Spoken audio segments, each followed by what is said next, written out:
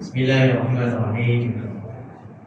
Assalamualaikum warahmatullahi wabarakatuh. Waalaikumsalam. Alhamdulillah. Alhamdulillahi rabbil alamin.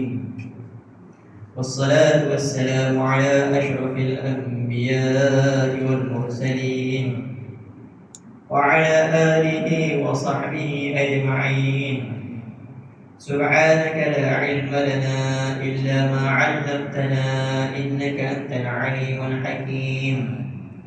ولا حول ولا قوة إلا بالله العلي العظيم. اللهم ربنا زدنا علما وارزقنا فهما. آمين. أما بعد، قال الله تعالى في القرآن الكريم بعد أعوذ بالله من الشيطان الرجيم: يا أيها الذين آمنوا كتب عليكم الصيام كما كتب على الذين من قبلكم لعلكم تتقون. قال النبي صلى الله عليه وسلم: من صام رمضان إيمانا واحتسابا غفر له ما تقدم من ذنبه، وكما قال صلى الله عليه وسلم. Alhamdulillah, yang saya hormati para jemaah muslimin, muslimat, hadirin, hadirat rahimakumullah. Semoga para jemaah semua dalam keadaan sihat wal afiat. Alhamdulillah, marilah kita bersyukur kepada Allah Subhanahu wa taala. Dengan izin Allah juga serta limpah kurnia taufik dan hidayah daripada Allah, Allah masih lagi jemput kita datang ke rumahnya untuk sama-sama kita mengimarahkan rumah Allah. Kita mendirikan salat berjemaah, kemudian kita duduk sehingga terbit matahari. Semoga beradanya kita di rumah Allah ini, pertamanya kita mendapat rahmat daripada Allah, mendapat keampunan dosa daripada Allah, serta Allah menilai dan menghitungnya sebagai pahala buat kita semua, walaupun kita hanya duduk sahaja. Jadikanlah telinga kita pendengar yang baik, dan moga-moga apa yang kita dengar yang baik kita amal dan sampaikan, insya-Allah. Para jemaah hormati, kita pun dah masuk bulan Syaban, satu bulan yang besar di dalam Islam. Dan bulan ini pun sudah dibawa dalam khutbah Jumaat semalam. Islam membaca khutbah Jumaat berkaitan bulan Syaban. Cuma sebagai ulangan sahaja, dalam bulan Syaban dia ada malam nisfu Syaban. Jadi malam nisfu Syaban ni biasanya 14 masuk 15. Bermakna Isnin depan ni, Isnin tak berapa hari lagi ni, petang tu saya nak mengajak para jemaah semua buatlah amal. Kerana bila masuk maghrib dia akan masuk nisfu Syaban. Nisfu Syaban ada kelebihan yang besar, iaitu malam keampunan dosa. Jelas daripada hadis, banyak dua hadis. Antaranya daripada Sayyidina Muaz bin Jabal radhiyallahu anhu, kata Nabi, "Innallaha yanṭali'u ila khalqihi lailatan nisfi min Sya'ban wa yaghfiru li jami'i khalqihi illa li musyrikin aw musyahidin." Allah akan memerhatikan makhluknya pada malam nisfu Syaban.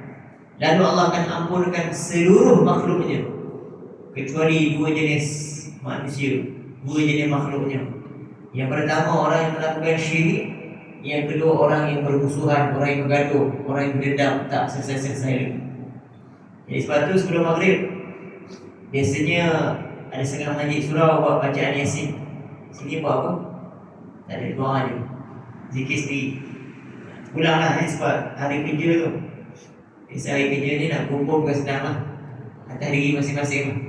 Tapi saya tak kata kena buat berjemaah sendiri-sendiri pun boleh. Kalau mampu buat jemaah itu cantik lah. Cuma nak kumpul sebelum maghrib tu, lagi-lagi nak baca Yasin, bukan senang lah. Dia kalau bulan puasa lain, bulan puasa dia buat sebab apa? Dia ada berbuka, makan tu. Tapi kalau buat malam dia suruh Syaban, tak tahu kalau suruh nak buat makan. Para jemaah yang saya hormati, maka saya galakkan para jemaah sebelum maghrib luangkan masa sebentar untuk angkat tangan doa. Doalah keampunan diri sendiri. Ulang-ulang kali pun tak apa. Ya Allah, ampunlah dosaku, Ya Allah, ampunlah dosaku, Ya Allah, Ya Allah, ampunlah dosaku, Ya Allah. Nanti masuk maghrib pun doa lagi, doa keampunan dosa. Sebab malam tu Allah mengumumkan keampunan dosanya. Jadi kalau kita tak berdoa, rugilah kita. Rugi sangat-sangat. Dan para jemaah hormati juga, kalaulah kita ada masalah dengan orang lain, bermasam muka, bergaduh, bermusuhan, tak bertemu siapa, sekian lama, maka asalnya kena berjumpa minta maaf. Yang tu memang jelas. Bila kita bergaduh, tak kira siapa salah, kena berdamai, kena berbaik semula. Cuma mungkin ada sebahagian kata, macam mana nak jumpa, malu. Dah lama tak jumpa, nak jumpa, nak tebal muka, nak pergi minta maaf, nak bermaafan. Dia kata, ada ni. Bulan Syawal pun belum tentu lagi. Walaupun Syawal ni biasa kita bermaafan kan, pun belum tentu lagi jumpa. Jadi saya ada satu cadangan, doa. Iaitu kita doakan orang yang kita ada masalah tu dalam doa kita. Kita angkat tangan, kita sebut nama dia, nama penuh tak apa. Ya Allah, sebulan saya ada masalah dengan dia, Ya Allah. Sekian lama saya tak tegur, Ya Allah. Ya Allah, apalah dosa dia, Ya Allah. Ya Allah, aku terima dah amal baik dia, Ya Allah. Kau maafkanlah aku, Ya Allah, terhadap apa yang aku telah buat salah dengannya, Ya Allah. Dan sesungguhnya aku maafkan beliau, Ya Allah. Doa begitu. Allah yang tahu kita doa, orang lain mana tahu. Jadi manalah tahu kalau kita berdoa untuk si fulan yang kita ada masalah tadi, Allah selitkan juga nama kita sebagai senarai orang yang mendapat keampunan dosa pada malam tersebut. Jadi orang yang tak doa, dia tak akan dapat. Ini cadangan saya pun. Kalau mampu buat, tak mampu buat, apakan daya. Jadi doalah pada malam tersebut, apa saja yang kita nak doa, moga-moga kita dapat kebaikan yang sebanyak mungkin. Dan para jemaah hormati, moga-moga juga masuknya kita ke malam nisfu Syaban menandakan kita tu menghargai Ramadan. Sebab Syaban ni permulaan kepada Ramadan. Kita selalu dah masuk Ramadan baru terkejut, baru nak buat apa-apa semua kan. Ada satu lagu kan, Ramadan tiba. Kalau orang buat buka, tiba-tiba Ramadan. Kenapa boleh jadi begitu? Sebab Syaban tu dia tak buat apa-apa. Syaban macam tak ada apa-apa. Sekadar lalu, Nabi sebut tu, bulan Syaban ni bulan yang ramai manusia lalai. Jadi sebab itulah orang yang menghargai Ramadan, dia akan bermula Syaban. Bulan Syaban ni dah prepare dah ilmunya, dia ulang kaji balik pasal puasa, apa niatnya, apa benda sunat nak buat, apa lagi yang sesuai nak dibuat bulan Ramadan. Kemudian dia dah tengok standby, kalau ada puasa tak habis lagi ganti, kena ganti cepat-cepat. Kemudian fidyah, kalau tak bayar fidyah. Semua tu dinilai bila Syaban. Itu orang yang hargai Ramadan. Maka harap-harap dah tahun ini Ramadan lebih baik daripada yang sebelumnya. Dan moga-moga Ramadan tahun ini juga menentukan kita layak masuk syurga, insya-Allah. Orang yang jaga Ramadan, ada satu pintu khas untuk mereka, Babur Rayyan, pintu istimewa untuk orang yang menjaga kualiti puasa. Jadi harap-haraplah kita semua masuk syurga, insya-Allah. Amin ya rabbal alamin. Para jemaah hormati, saya nak sambung berkaitan perkara yang membatalkan puasa, dan nanti saya nak selit pasal fidyah kan. Kalau jemaah ada nak tanya, silakan tanya terus. Tak payah tunggu hujung majlis Sebab kalau tunggu hujung majlis, nampak tak habis nanti. Jadi nak tanya terus. Hukum PK lah maksud saya, jangan tanya pasal hal kewangan ke ekonomi ke, tak ada jawab lah. Tanya benda hukum PK, insya-Allah yang mana saya tahu saya akan jawab. Para jemaah hormati, antara perkara yang membatalkan solat, saya dah pernah kongsi sebelum ni sebenarnya, tapi ulangan saja sebagai sekadar ingatan. Yang pertama, bercakap dengan sengaja. Sama ada orang tu bercakap dengan 2 huruf tak memberi makna, atau 1 huruf yang memberi makna, batal solat dengan sengaja kan. Kalau tak sengaja, ada hukum lain, iaitu kalau contoh dia cakap tak sedar, ataupun orang tu mu'allaf baru masuk Islam, tak tahu hukum dalam solat, tak ada bercakap, maka maksimum 6 perkataan. Masuk yang ke-7, batal solat. Dia tak ada kata, saya tak tahu. Masalah dia cakap 7 dah, yang ke-7 tu batal. Kalau baru sampai 6 tak batal lagi. Kemudian seterusnya, perkara yang boleh membatalkan salat ialah perbuatan yang banyak, khususnya perbuatan besar. Akan kita angkat turun atau menggaru macam ni, ini banyak ni. Tapi kalau jari je gerak tak batal lagi salat. Ada orang suka main janggut tengah solat, main pisai, dia tolak naik atas tengah solat. Perbuatan tak batal lagi tapi makruh. Sibuk dengan dia punya pisai, dia kata semua jadi pisai. Jemaah hormati, ada orang suka buat benda-benda yang tak perlu dalam solat. Jadi tengok perbuatan tu besar ke kecil. Kalau jari ni mengganggu, tak berhenti, tak batal lagi. Tapi kalau yang macam ni, batal, tak banyak. Kemudian antara lagi batal apa dia? Terkena najis, sama ada pada pakaian atau tubuh badan. Kemudian, tapi kalau terkena najis ni, asal contoh lah, sebelum solat tak ada najis, tiba-tiba tengah sembahyang jatuh tercicak, ada betul batal. Kalau tak cicak tu kering, dia boleh tepis terus, intik ke apa ke, tolak ke, maka teruskan solat. Tapi kalau najis tu basah, memang tak ada tolak, langsung pergi basuh. Tengoklah jadi najis kan. Kemudian juga perkara batal lagi ialah terbuka aurat. Kalau dia tak tutup segera, batal solat. Kalau dia biar dia terbuka, dia kata sejuk, kita pakai kain blackout angin tiup dari depan, sejuk. Terangkat hingga melepasi lutut, batal solat. Jadi kalau walaupun tak ada orang nampak, jadi kena mesti ada orang nampak ke terbuka aurat? Tak. Asal terbuka je. Terbuka, orang nampak ke tak nampak, batal. Jadi kita punya aurat lelaki sampai lutut. Maknanya kalau kain blackout tu melepasi letah lutut, nampak apa? Batal solat. Kalau perempuan lagi banyak lah, dia punya tutup auratnya, kaki tak boleh nampak, rambut tak boleh nampak. Tapi kalau tangan nampak, tak batal. Tangan terkeluar dan terkuk, tak batal.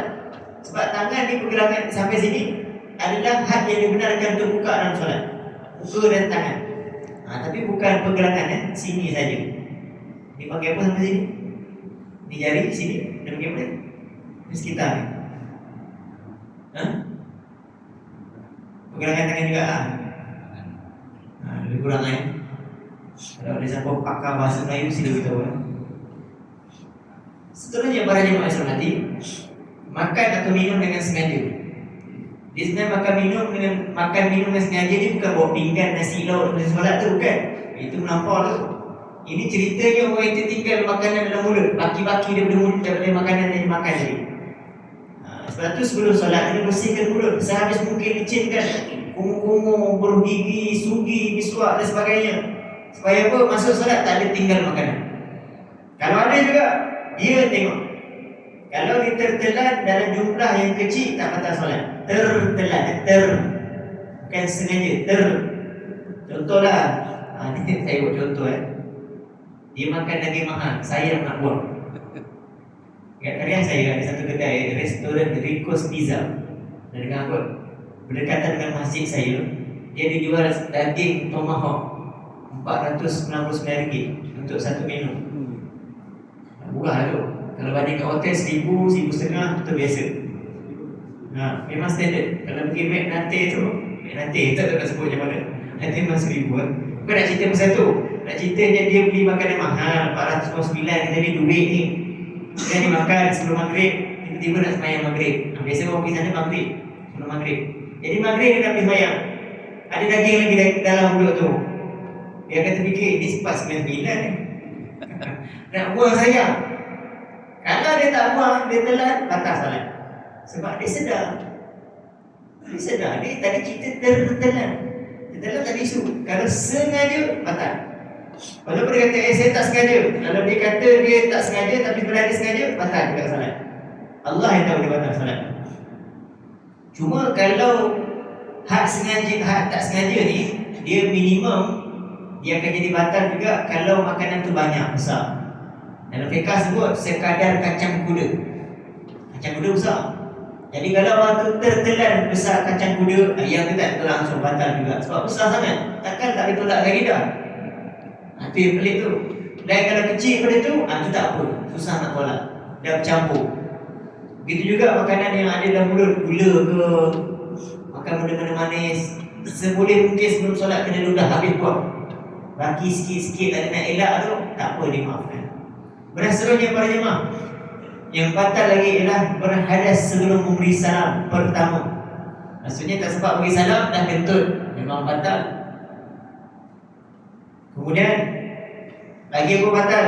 Berdehem, ketawa, menangis. Menangis hingga keluar suara kan? Ketawa keluar suara. Ada ketawa yang tak keluar suara kan? Ada. Macam mana? Kau jemaah sini expert macam mana ketawa tak keluar bunyi. Mulut dia juga. Ada. Ada. Susah nak buat tu. Dia mesti keluar suara. Sebab bahasa Arab pun ditulis perkataan ketawa tu qahqahah. Qahqahah. Maknanya ketawa berdekah-dekah. Kita sebut berdekah-dekah lah. Ketawa yang berbunyi. Jadi kalau orang tu ketawa dalam solat, tapi dengan syarat dia sedar lah. Dia sedar dia ketawa. Kadang-kadang dia khayal, itu cerita lain. Jadi kalau ketawa, tapi kalau ketawa tu lama, batal juga solat kan? Kalau tak sengaja tadi. Ketawa, berdehem, menangis yang keluar suara. Kalau menangis keluar air mata, tak batal lagi solat kan? Nangis macam itu memang batal lah tu. Mengeluh, merintih dalam solat. Tension imam baca lama. Dia mengeluh. Sebab apa dia batal? Sebab keluar bunyi huruf tu. Jadi para jemaah semati, ini semua hukum yang batal. Senyum tak batal sebab senyum tak ada bunyi. Seterusnya, ayat ni nak sambung hari ni. Antara lagi perkara yang membatalkan solat adalah seseorang itu berubah niat. Dia berubah niat tu maksudnya bila dia semayang, tiba-tiba dia sebut dalam hati dia, jadi kalau hujan ni aku nak pergi ambil baju. Contoh, kita tengah semayang kan? Dia kata kalau hujan ni, dia tengok dah tadi belum. Kalau hujan, kejap lagi dia memang aku ambil baju. Maksudnya dia nak batalkan solat. Automatik itu batal solat. Sebab dia telah menukar solat itu. Sepatutnya mana boleh ubah niat. Tak kira apa jadi sekeliling pun, tetap kekal solat. Ini asalnya, jangan ubah niat. Kekal solat. Tak kira contoh dia kata, jadi kalau ada orang tutup pintu ni, aku nak pergi buka pintu. Tengah semayang ni, maka batal solat. Berbeza dengan satu orang yang semayang, tiba-tiba berlaku satu musibah. Di tengah semayang, tiba-tiba gegar. Rumah dia ke, rumah bumi ke. Itu nak buat apa? Nak teruskan solat ke nak keluar? Pak jemaah pilih yang mana? Nak keluar ke nak teruskan solat? Terus? Oh ni kuat iman ni. Kuat iman ni. Yang betul-betul nanti dah campur-campur dah. Ada batu-batu jatuh. Terus solat ya? Masya Allah. Pada jemaah semati, kita diberi pilihan untuk batalkan solat. Sebab dia melibatkan nyawa. Dalam hal nyawa, kita boleh batal solat. Itu hikmahnya dalam Islam. Islam tidak memberatkan. Mana-mana urusan yang melibatkan nyawa boleh batal solat. Asal hukum tak boleh batal solat sedekah hati tak boleh. Tapi kalau dia melibatkan nyawa, macam kes hari itu, imam tengah solat tiba-tiba ada orang nak tumbuk dia. Kan? Ada video kan? CCTV. Nanti imam tengah semayang, sekejap ada orang tu tak tumbuk. Jadi bila nak tumbuk, hebatnya imam yang saya tengok dia mengelak. Oh, dia mengelak tu. Maknanya dia perasan lah orang nak tumbuk dia. Tapi perbuatan dia batal lah. Imam tu batal. Tapi walaupun imam tu batal, solat boleh diteruskan dengan kaedah makmum yang belakang standby jadi imam. Imam tu lagi lah, selamatkan diri. Ni ada orang nak selam dia. Tu cara dia. Semayang tak batal lagi ya. Imam tu je dah batal. Ada pandai atas lah imam tu gimana, tak ada lah. Yang bila tanya pula, imam gimana tu tengah semayang ni? Tak ada. Dia batal, dia pandai-pandai dia ulang boleh semayang. Tapi kita yang makmum belakang ni, seorang naik jadi imam, sambung, terus habiskan salat. Tak ada masalah kan? Itu beza. Kalau melibat nyawa, boleh batalkan ketika solat. Bukan nyawa kita je, nyawa orang lain. Tengah semayang, kita nampak ke depan tu ada orang nak masuk longkang, nak jatuh lubang. Kita boleh sebut dengan perkataan kita, saudara, depan tu lubang, depan tu longkang. Kita punya cakap tu tak batal. Kita batal sebab cakap. Tapi kena ingat, dia melibatkan nyawa, kita kena tolong, kena bercakap. Kalau kita nampak orang tu, kita tengah solat, dia nak jatuh lubang, dan dia jatuh lubang, dan dia jatuh longkang, mati pula, kita dibesarkan. Oh, dia sibuk solat dia kan. Jadi melibatkan nyawa memang tak ada tolong langsung. Kena dahulukan nyawa. Sebab semayang boleh dibuat kemudian. Semayang tadi batal tak apa, boleh buat lagi. Batalkan solat tu dia tak berusaha. Sebab dia urusan orang. Jadi para jemaah semata inilah perkara yang perlu kita tahu beza. Perbezaan dengan orang yang ubah niat untuk batal, padahal benda tak berlaku lagi, yang tu terus automatik batal. Yang kedua ialah satu orang yang dia tak batal solat tapi melibatkan nyawa, dia kena batalkan solat. Cuma macam Haji punya pilihan tadi, dia nak kekal untuk solat gempa bumi tadi, walaupun jadi apa-apa, itu pilihan masing-masing. Solat tetap sah. Solat tetap sah. Moga-moga Allah kagumlah dengan hebat Allah ni. Gempa bumi pun masih stay lagi, kekal tu. Tak bergoyang, tak berganjak. Hebat. Dan jemaah yang lari, contoh yang lari daripada gempa bumi tadi, mereka boleh dirikan solat yang baru semula. Tak ada masalah pun. Sama ada dalam bangunan ataupun luar bangunan. Kalau hidup, yang hidup. Pada jemaah semati sambung lagi. Antara perkara yang boleh membatalkan solat ialah berpaling arah kiblat. Tengah-tengah solat berubah arah kiblat. Bukan kiblat tu berubah, dia badan itu berubah. Kiblat tak berubah, dia berubah. Ataupun dia solat di atas kenderaan yang bergerak. Dia pun kena tahu hukum dalam solat bergerak, khususnya sembahyang fardu kan. Sembahyang fardu wajib daripada awal solat sampai habis solat menghadap kiblat, tak boleh berubah arah kiblat. Contoh orang sembahyang atas sampan ke, sembahyang atas kapal ke, dia kena confident kapal tu bergerak sehala arah kiblat. Boleh style terus sembahyang. Kalaulah ada kemungkinan solat tu kapal tu berubah arah kiblat, dia kena gerak. Dia kena bergerak juga ikut arah kiblat. Bukan biar je tak bergerak. Cuma nak tahu tu susah. Kalau contoh duduk atas kapal, macam mana nak tahu berubah arah kiblat? Dia tak tahu kan. Kapal bergerak, dia tak tahu yang bawah tu arah mana. Jadi kalau dia yakin yang solat tu memang menghadap kiblat, sah je sembahyang dia, walaupun kapal tu bergerak. Tapi kalau dia ragu-ragu, syak, maka batal solat dia. Dia sepatutnya bergerak ikut arah kiblat. Kapal tu bergerak, dia pun bergerak. Dia tu Haji. Ada satu kes hari Jumaat, dia duduk tepi, tapi tu ada tabung masjid lah. Tiba-tiba kita sembahyang, ada orang nak pergi tabung masjid. Dia berhenti, kita macam mana? Okey. Kalau dalam hal tu tidak ada masalah, boleh batalkan solat. Boleh tahan tangan tadi, tapi dia kena ulang balik lah sembahyang. Tapi kalau dah habis sembahyang Jumaat, kena buat zuhur. Kena Jumaat lah. Tak salah pun, boleh tangkap orang. Yang dalam komputer. Dalam KTM. Subuh lah, subuh. Ya. Okay. Tapi yang lama sikit lah. Kalau katakan KTM yang pergi sekadar pergi Sungai Buloh, pergi KL, takkan nak sembahyang kan. Mesti yang panjang, yang lama tu kan. Duduk Seremban, pergi KTM. Okey. Itu boleh. Itu pun sama juga. Kita kena confident arah kiblat. KTM belum terbang sama je. Cara dia kita nak confident tu, kita letak alat tepi, kompas ke apa ke yang tunjuk arah kiblat. Ni kalau kita tak yakin, kalau kapal kereta api tu ke kapal tu gerak, kita ikut tu arah tu, kita nampak gerak tak padahnya, ikut. Sembahyang kekal sah. Ini sembahyang fardu. Sembahyang sunat dia cerita lain.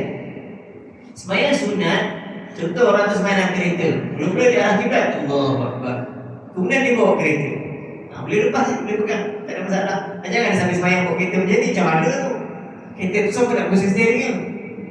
Jadi dia boleh pegang steering. Dia sembahyang sunat. Jadi dia hala ke mana pun tak apa. Ketika sembahyang sunat, lari kiblat tak ada jadi isu. Jelas kan? Tapi sembahyang fardu wajib arah kiblat. Pada jemaah semati, isu macam mana boleh beralih arah kiblat ni? Contoh sembahyang dalam surau, tiba-tiba berubah arah kiblat. Yang pertama ialah dia bersin. Orang bersin ni kadang-kadang bergerak badan dia. Dia jadi kisah. Apa hal nak sana tu? Kalau bersin ke depan tak boleh. Ini kan dia dah bergerak. Contohlah dia tak nak pergi kena orang sebelah, jadi dia bergerak. Jadi kalau dia bergerak, dada beralih arah kiblat. Dada beralih arah tengah sembahyang ni. Jadi kalau dia tak segera tarik balik dada dia ke arah kiblat, sembahyang dia boleh batal. Dia kena tarik balik. Itu cara dia. Sebab dada adalah anggota yang wajib arah kiblat. Muka sunat arah kiblat. Muka kena memang arah kiblat. Tapi dia tak batal kalau kita toleh arah kiri kanan, tak batal. Dada tak ada, memang kena arah kiblat. Wajib daripada awal sampai habis. Ini kaedah, ini keadaan pertama yang dada boleh beralih. Ada lagi satu keadaan, macam mana dada boleh beralih arah kiblat? Duduk tahiyat akhir, apa namanya, duduk tawarruk, yang kaki kiri keluar, kaki kanan tegak. punggung duduk atas lantai. Biasa ada orang jadi macam tu, dia duduk, dia, saya sebut bahasa saya lah, kona baring. Maksudnya dia menyengit. Dah lah menyengit, kemudian tindan orang sebelah pula, orang sebelah tertahan je badan dia. Sekarang ni dia punya duduk tu, dia tak hala kiblat lagi dah. Ni kiblat, ni sana dia pergi. Dia duduk, dia nak jaga tahiyat, duduk tahiyat dia punya pasal tadi, duduk tahiyat akhir dia nak jaga tu. Duduk tawarruk kemudian dia amal yang sunat, tapi dia berlupa yang kiblat dada tadi dia tak jaga. Patahnya. Dalam tempoh yang lama, dalam tempoh dia tak patah balik masa awal, dia beralih kemudian dia buat, tak apa lagi. Tapi kalau dia biar je, memang patah sebenarnya, tak sah. Jadi orang yang kes macam tu, yang tak boleh duduk tahiyat akhir, hanya semata-mata nak amal sunat duduk tahiyat akhir, lebih baik dia tinggalkan sunat, dia menghadap kiblat dia. Dia duduk yang macam mana dia boleh je lah. Duduk tahiyat awal ke, duduk apa pun yang boleh. Yang penting dada tak beralih arah kiblat. Ini hukum jelas kan. Kita perhatilah tengok orang keliling, kok ada yang buat kan. Tegur-tegur lah, jangan duduk macam ni. Awak tu alih arah kiblat, batal solat. Okay. Kemudian seterusnya, kalau ada orang alihkan badan dia tengah-tengah sembahyang tu, mana tahu cucu datang. Cucu dia tarik kain. Dia dah berlupa kan, jadi terlondek ni. Jadi kalau lah beralih arah kiblat, dia kena segera arah kiblat balik. Segera.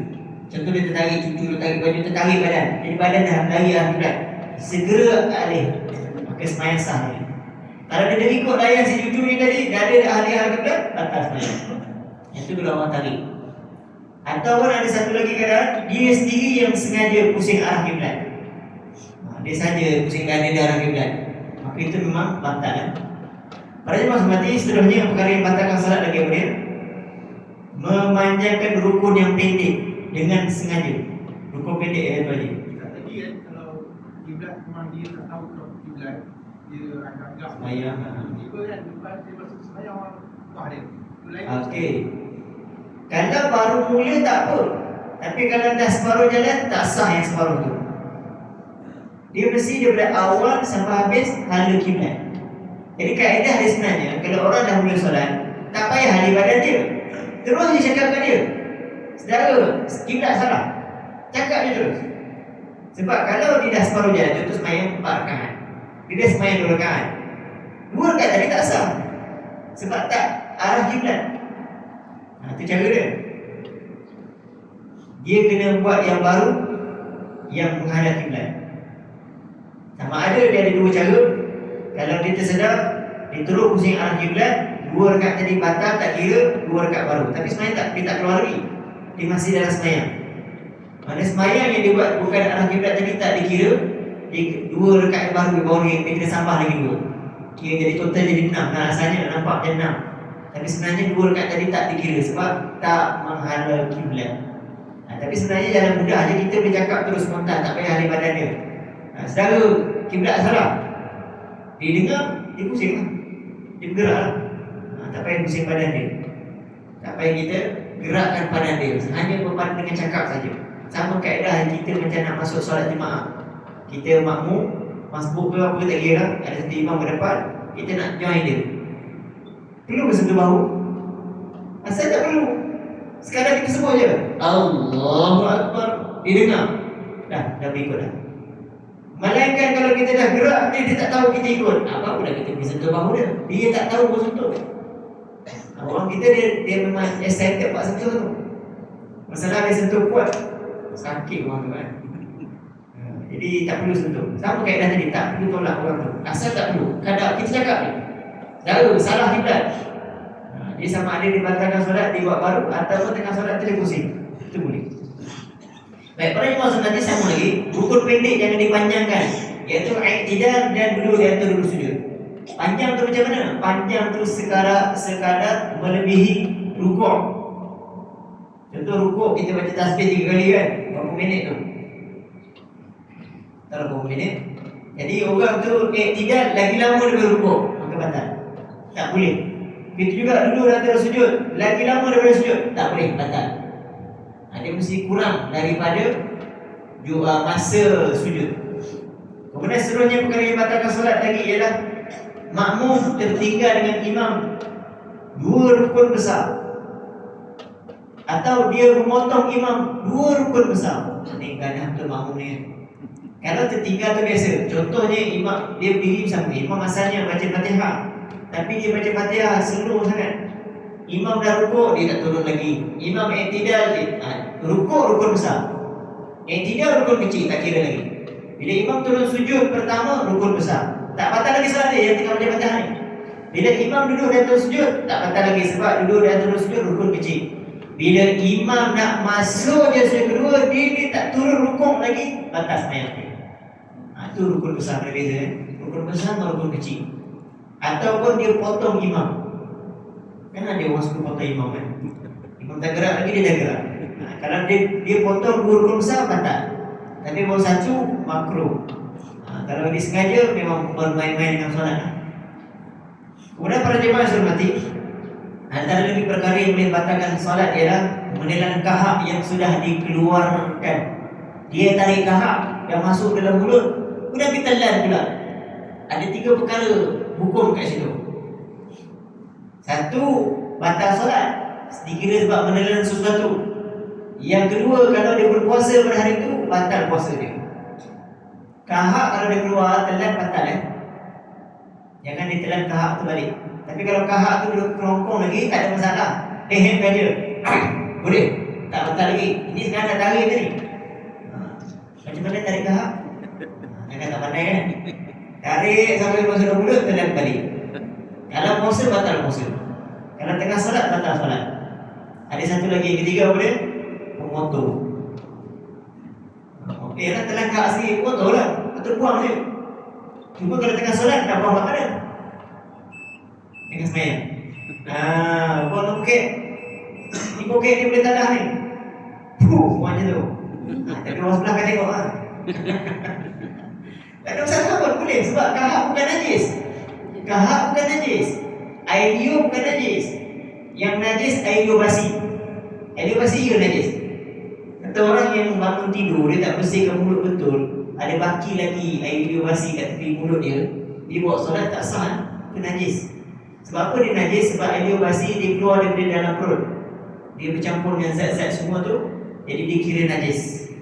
Tapi air liur biasa dan kahak tidak najis Kemudian para jemaah hormati, sebenarnya perkara yang batal solat, satu orang yang sudah duduk tahiyat, dia terlupa duduk tahiyat awal, kemudian dia terus berdiri tegak, lepas tu dia duduk balik sebelum tahiyat awal, batal solat.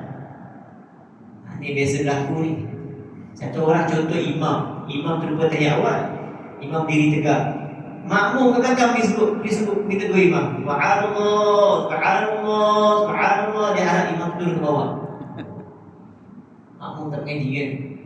Sebenarnya bila imam dah terlupa tahiyat awal, tak boleh duduk dah, diri je tegak, dan solat tak batal.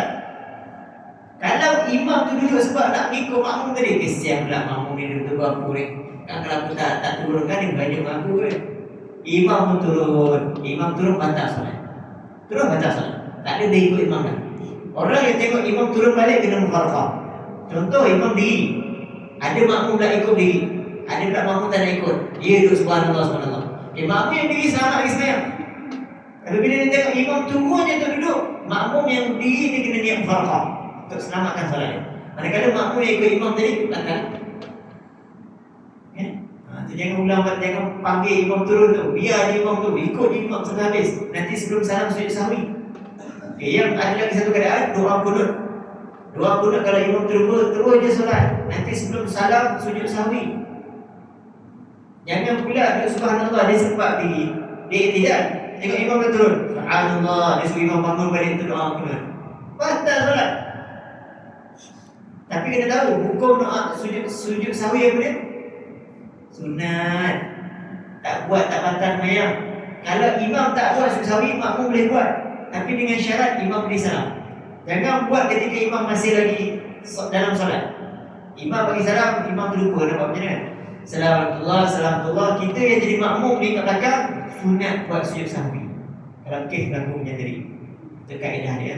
Tapi kalau tak sujud pun tak jadi masalah. Gimana je? Tahiyat akhir. Oh imam, okey. Dalam tahiyat akhir, kita ada cerita tahiyat awal. Imam dia terlupa, dia berdiri, Itu cerita lain. Kalau dalam tahiyat akhir, imam berdiri tahiyat akhir, lepas tu juga tahiyat akhir, tak kira salat apa pun dia berdiri. Yang ni boleh tunggu imam. Yang ni boleh panggil imam dulu. Sebab imam dah tambah. Jadi boleh sebut subhanallah, subhanallah. Jadi imam yang tengah berdiri untuk tahiyat akhir tadi, boleh suruh dia turun. Imam turun, ikutlah imam macam biasa. Tapi kalau imam kita nak turun, macam mana tak? Maka biarkan imam, kita jangan ikut imam. Makmum jangan ikut imam yang sudah tambah rakaat. Jadi kita tunggu je dengan imam masa kita duduk tahiyat akhir, imam selesaikan salat dia. Nanti masa imam beri salam, kita bagi salam sama-sama dengan imam. Ini kaifiat yang betul. Boleh je nak mufaraqah, tapi kalau boleh jangan mufaraqah dulu, sebab belum batal. Kemudian juga antara lagi perkara yang boleh batal solat ialah menambah atau mengurang rukun, tak baca Fatihah misalnya. Itu tadi. Tapi imam sujud sawi kena ikut. Ya, kita kena ikut sujud sawi walaupun kesalahan imam. Sebab imam menanggung makmum. Jangan pula kata saya tak salah, imam yang salah. Apa saya ikut? Tak. Ini salah berjemaah. Makmum yang tak sujud sawi, ketika imam sujud sawi, makmum tu batal. Kita kata imam buat kena ikut imam. Tapi kalau imam tak buat, kita boleh buat selepas imam bagi salam. Itu beza. Jangan tambah, jangan kurang rukun. Dan last sekali, jangan mengurang atau menambah rakaat. Kalau tambah ataupun mengurang rakaat, maka batal juga solat jika dibuat dengan sengaja. Ataupun dia tak sengaja, dia lupa, tapi dia tak sedar yang ditambah pun sama juga batal. Kalau kaedah kurang rakaat, dia sebenarnya ada cara dia. Dah 7.30. Kalau kaedah ada satu orang tengah duduk tahiyat akhir kan. Jadi, imam duduk tahiyat akhir, terlupa satu rakaat. Makmum pun belakang pun ragu-ragu, ni kurang ke, tambah ke, dah cukup ke belum? Contoh, imam duduk, kita habis sembahyang maghrib. Senang. Sembahyang maghrib 3 rakaat, imam duduk tahiyat awal, tu dah jadi tahiyat akhir. Kita makmum tak tahu. Ingat dia imam duduk tahiyat awal, tu imam duduk tahiyat akhir. Jadi imam duduk tahiyat akhir tu, dia pun beri salam. Assalamualaikum warahmatullahi. Assalamualaikum. Tak kau rakaat pun. Padahal maghrib 3 rakaat. Maka boleh seorang makmum cakap pada imam, imam kurang lagi 1 rakaat. Boleh bercakap? Boleh. Sebab ada hadis yang Nabi bercakap masa solat, selepas solat. Saya lupa nama perawi hadis itu, dan hadis ni lah ulama kata membenarkan percakapan untuk tegur imam yang lupa pasal bilangan rakaat. Sahabat tanya macam ni, ya Rasulullah, adakah telah berkurang rakaat solat? Maka Nabi kata, Nabi tanya pada sahabat yang lain, sungguh ke begitu? Adakah betul apa yang dia cakap? Maka sahabat lain kata, ya. Terus nanti masuk lagi 1 rakaat, habiskan rakaat yang 1 lagi. Ada bukan buat baru. Ini kalau berlaku, habis salam terus sambung cakap. Imam terkurang 1 rakaat. Imam kata, ya ke? Ya. Bangun terus. Allah. Jangan pula lepas tu sembang. Apa dah imam dia lupa dah sembang pula. Setiap dia batal lah yang sembang. Sekarang itu saja. Yang ini dibenarkan dalam mazhab Imam Syafi'i. Bila imam terus berdiri, teruskan solat. Yang 1 rakaat tadi. Tak ada niat, ya, memang dia masuk dari solat je. Dia masuk solat tadi. Dia tak ada niat baru. Dia masuk je solat, dia teruskan, habiskan. Kemudian sujud sahwi. Itu sahaja kan. Kalau berlaku, makmum boleh beritahu. Begitu juga kalau kita sembahyang. Contoh kita sembahyang, kita lupa rakaat ke 1. Kita baru lepas salam. Kalau kita tinggal lagi 1. Atau lah dia bangun 1. Tak payah buat baru lagi. Tambah lagi 1 lagi. Walaupun kita dah bagi salam. Tapi kalau dah berlalu masa lepas salam tu, boleh pula berdiri apa semua sampai kursi dah. Dan dia udah mana fikiran ni, kurang kot. Lepas tu tak boleh tambah. Kena buat baru. Masuklah imam yang lupa tadi. Contohlah imam tu lupa 2 rakaat sembahyang maghrib tadi, 2 rakaat. Tinggal 1 rakaat. Tapi makmum belakang ni duduk bincang. Macam mana jadi solat kita tadi? 2 ke 3? Kau rasa apa? 2 ke 3? Kau sembang macam tu kan? Ni masa jalan ni habis. Kena bawa baru. Imam tadi terus kat daerah kat imam. Ini boleh selamat. Dengan syarat orang yang tahu imam tu yakin dah betul imam kurang kan? Bukan dia kurang-kurang kan? Dia pun kena yakin yang memang imam tinggal 1 rakaat. Allahu a'lam. Sembahyang sunat. Kalau sembahyang sunat, kaedah dia tak ada masalah. Ada kelebihan sembahyang sunat lah ya. Kalau kita tertinggal, kita boleh terus tambah rakaat sahaja. Di sembahyang sunat ni dia fleksibel sikit. Diberi keringanan, tak semacam solat fardu. Contoh kita nak sembahyang, kita Kita kata nak sembahyang tahiyatul kita nak buat solat ba'diyah lah misalnya, ba'diyah ke qobliyah ke. Macam mana tak ada khayal tengah sembahyang tu dia buat satu rakaat je. Kemudian dia duduk. Kurang ni. Ada orang yang terus buat je satu rakaat. Walaupun dia dah duduk lama. Ada sekali solat dia okey. Tidak ada menjadi masalah. Tapi sebab baru tak boleh buat begitu. Wallahualam. Itu dia sunnah. Saya kan masuk video kita sempat juga. Ada jemaah nak tanya soalan? Kenapa risau tu teh tarik kat belakang tu? Terus dia. Ya. Takut sejuk. Mana siap dah sejuk atau tak sejuk? Terus dia je. Okay, fidyah ni ringkas. Saya nak cerita panjang memang panjang layannya. Yang pertama fidyah ni ialah hutang. Dia adalah denda untuk orang yang tinggal puasa, yang mampu berpuasa. Khususnya orang yang tinggal puasa 2 tahun dan ke atas, 2 tahun, 3 tahun, 4 tahun yang korban lama, maka dia wajib bayar fidyah. Okey. Tak kira berapa hari pun dia wajib bayar fidyah. Tapi kalau puasa yang lepas, dia tak wajib lagi bayar fidyah, hanya wajib ganti puasa. Dan fidyah ini akan berulang setiap tahun, kena bayar selagi mana tak habis ganti puasa lama itu. Maksudnya kalau dah dia dah bayar tahun ini, tahun depan tak ganti lagi puasa lama tu, ulang lagi bayar fidyah. Setiap tahun kena bayar. Tapi kalau dah ganti puasa, contoh dia tinggal puasa 10 hari yang lama-lama, dia dah bayar fidyah tahun ni habis untuk 10 hari, tahun depan dia berjaya puasa 5 hari, maka tahun yang seterusnya dia bayar fidyah 5 hari sahaja. Begitulah seterusnya. Kalau habis ganti puasa, tak payah lagi bayar fidyah. Yang dituntut sebenarnya ganti puasa, bukan bayar fidyah tu. Tapi fidyah tu adalah denda sebab tak habis ganti puasa lagi. Yang kemudian fidyah ini ialah kalau orang tu orang yang hidup tak mampu berpuasa dan dia ada harta, maka dia terus bayar fidyah. Contoh hari ni masuk Ramadan, dia tak mampu puasa hari ni ke esok ke, dia dah boleh bayar fidyah. Terus bayar fidyah. Ni yang jadi kategori memang tak mampu puasa langsung, tak ada harapan untuk berpuasa. Bukan orang yang dia pandai-pandai dirinya, dia kata aku tak ada puasa. Ada juga ia pun pandai-pandai. Dia kata aku ni kalau masuk Ramadan gastrik, itu penyakit kadang-kadang namanya. Dia tu tak boleh dia mesti diberi pengesahan oleh doktor atau orang yang mahir dalam bab tu, kata dia ni tak boleh puasa. Kalau puasa dia ni habislah, uzur sangat. Kemudian seterusnya, kalau orang yang hidup tadi juga, orang yang masih menyambung hidup, tak mampu puasa dan tak ada harta, miskin, maka dia pun tak payah bayar fidyah. Puasa pun tak payah, fidyah pun tak payah. Tapi kalau orang tanya, kalau dia dapat zakat, dia dapat bantuan kebajikan masyarakat, kena bayar fidyah ke pakai itu? Tak payah. Itu duit keperluan hidup dia, maka tak payah bayar. Ni je lah hukum Yang kena bayar orang yang ada harta. Dia mampu untuk bayar, dia wajib bayar. Wajib untuk orang yang tak mampu puasa dia wajib bayar fidyah. Bukan kata tak payah aku bayar. Bukan tak payah pun, memang kena bayar sebab dia tak puasa. Kemudian juga antara lagi fidyah ni satu hari nak kena bayar berapa banyak? Jawapannya adalah satu cupak. Satu cupak menyamai 650 gram. 650 gram apa dia? Beras yang kita makan. Bukan beras kita makan, beras yang umum masyarakat di Malaysia makan. Iaitu beras standard dan beras murah tu. Walaupun ada yang mungkin bayar makan beras mahal, tak kira juga, fidyah ikut yang beras biasa tadi. Jadi 650 gram beras. Tapi kalau nak tukar pakai duit, boleh. Satu hari RM1.75. Mana datang RM1.75 ni? Kita kena ingat, satu cupak daripada dia adalah 1/4 daripada satu gantang. Satu gantang ada 4 cupak. Satu gantang berapa ringgit zakat? RM7. RM7 bagi 4, RM1.75. Yang itulah keluarnya satu hari RM1.75. Maka bayarlah fidyah kalau nak pakai duit RM1.75 satu hari. Kalilah 4 hari tinggal. Ni kalau bayar duit. Itu tak apalah, itu boleh bincang lagi. Yang tak boleh buat bincang ialah siapakah penerima fidyah. Jawapannya hanya miskin sahaja.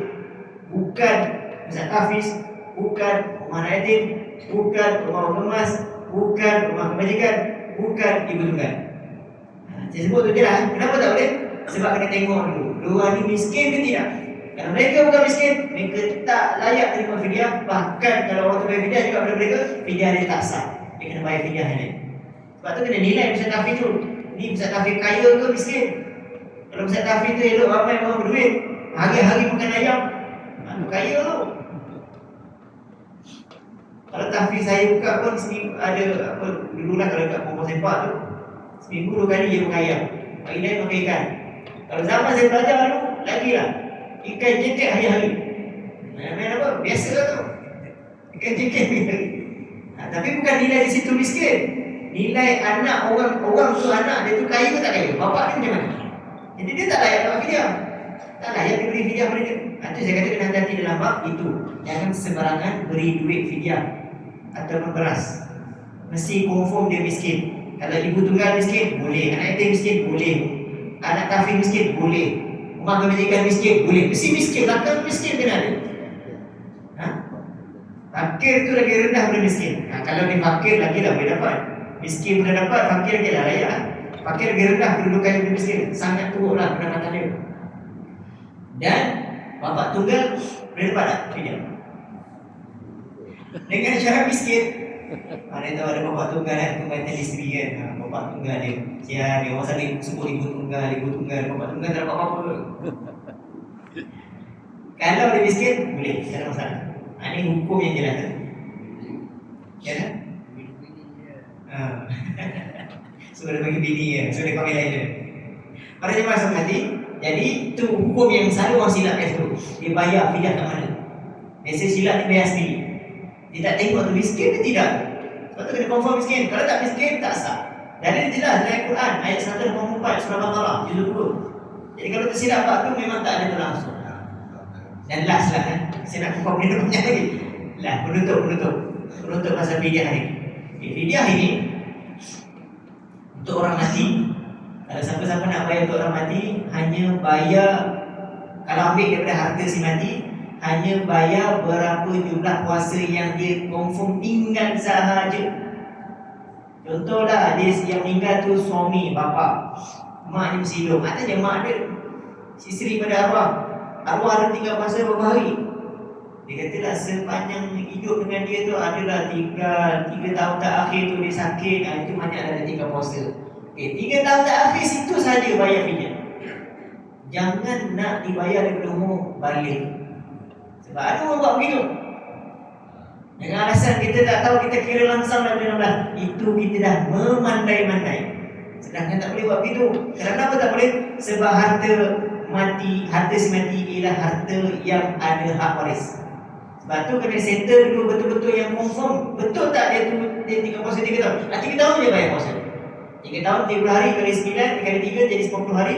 90 hari saja fidyah dia. Manakala yang sebelum-sebelum tu tak payah kita nak meneka-neka dia tinggal puasa ke tidak. Itu salah pada Allah. Ini harta si mati. Kita bayar 90 hari. Kemudian baki duit difaraidkan. Selepas difaraid, contohlah ada anak 3 orang. Anak 3 orang boleh dapat bagian masing-masing. Barulah anak tu sendiri dia kata, saya risaulah pokok ayah tinggal puasa daripada umur balik. Dia keluar duit dia, bukan duit si mati daripada tadi. Dia boleh ambil daripada duit faraid tadi, dia ambil tu jadi hak dia lah. Maka terpulang kepada dia. Terpulanglah dia kata, okeylah saya buat dah sampai yang duit faraid yang saya dapat ni, saya nak bagi untuk buat fidyah ayah punya daripada umur balik. Silakan. Dah jadi hak dia. Yang salahnya awal-awal lagi dah suruh buat kira macam tu. Betul. Yang mana-mana. Kemudian lagi satu, kalau kita nak bayar buat haji badal pun sama. Kalau haji badal ni nak ambil pada harta si mati dengan syarat si mati masih hidup layak pergi haji. Kalau si mati masih hidup tak layak pergi haji. Contoh tak mampu, duit tak ada, dia pun sakit panjang. Tiba-tiba waris nak buat haji badal daripada harta si mati tak boleh. Sebab si mati masih hidup tak layak pergi haji. Jadi automatik masa lepas mati pun dia tak layak pergi haji. Tapi kalau ada siapa nak haji badal, jangan ambil harta dia. Harta sendiri boleh. Contoh dari faraid, anak ambil dia kata kesian. Yang tadi contoh yang ambil alum kata nak dia sendiri dah buat. Okey, silakan. Jangan pula ada suruh orang. Dia ambil dia bagian dia faraid, dia kata suruh orang. Enggak, kau buat haji badal kat ayah ambil tu. Dia punya. Ini tak betul. Dan lagi satu orang selalu buat, lepas harta faraid ni dibahagikan. Sebelum dibagikan selalu orang cakap, contoh yang meninggal bapa, mak hidup, anak-anak kata kita bagilah duit semua daripada mak. Boleh ke? Tak boleh. Kena faraid dulu. Bagi setiap orang semua dah dapat masing-masing. yang bagian masing-masing itu baru dia kata, bagian saya dah bagi pada mak. Sebab di kalangan adik-beradik yang dapat tadi, ada yang nak duit tu. Kawalan saya, lah, dia boleh tak ambil duit tadi? Boleh tak? Yang difarahkan tadi? Dia punya boleh lah hak dia. Tak boleh. Lepas tu kita jangan menghalang hak orang. Benda ni hukum je lah kan. Allah alam cukup lah tu sampai terajak lagi sampai ke 9 ni. Tak balik ke jemaah. Sebab jemaah sebati, moga-moga apa yang saya hurai. Ada lagi hurai-hurai lain, tapi itu kita bincangkan datang lah. Moga-moga apa yang sampaikan bermanfaat, kongsi-kongsi dan ilmu ni. Moga-moga berpanjangan pahala. Alhamdulillah, Bismillahirrahmanirrahim. Bismillahirrahmanirrahim. Alhamdulillah, Rabbil Alamin.